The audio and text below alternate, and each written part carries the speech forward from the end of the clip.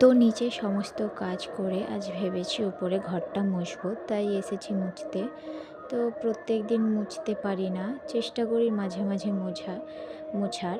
আমাদের উপরে টালি দেওয়া আছে, ছাদ নেই, তাই প্রায় নোংরা পড়ে। তো প্রত্যেক দিন তো মোছা সম্ভব নয়, তাই যখন সময় পাই তখন মুছি। তো মোছার পরে মন্দির ধুইয়ে ঘরে ঠাকুরকে ধূপ দিয়ে খাওয়া দাওয়া করে এসেছি রান্নাঘরে। মা এনেছে পুঁই শাক বৈতাল দিয়ে হবে। বাবা বাজার থেকে বৈতাল এনেছিল কালকে, তো সেটাই পুঁই শাক আর মাছের মাথা দিয়ে করব, আর মাছের ঝাল করব।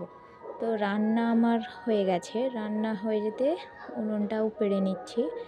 তো উনুনটা গরম গরমই পারছি, কারণ সঙ্গের কাজ সঙ্গে সঙ্গে না করলে পরে আর খেয়াল থাকে না, বা সেই কাজটা করতে আর অতটা মনে থাকে না, তাই সঙ্গে সঙ্গেই উনুনটা লাতা দিচ্ছি।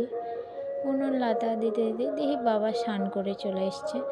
তো উনুন লাতা দিয়ে একটু বসেছি, তারপরে বাবা স্নান করে ঠাকুরকে ধূপ দিল। দেওয়ার পরে আমরা সবাই একসাথে তিনজনই খাওয়া দাওয়া করেছি। খাওয়া দাওয়া করে ঘুমিয়েছিলাম একটু দুপুরে। ঘুম থেকে উঠে নিচে ঘরটা ঝাড় দিচ্ছি, উপরে ঘরটাও ঝাড় দেওয়া হয়ে গেছে।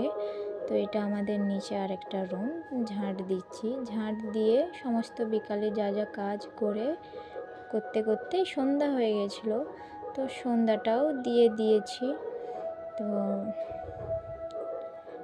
রাখছি।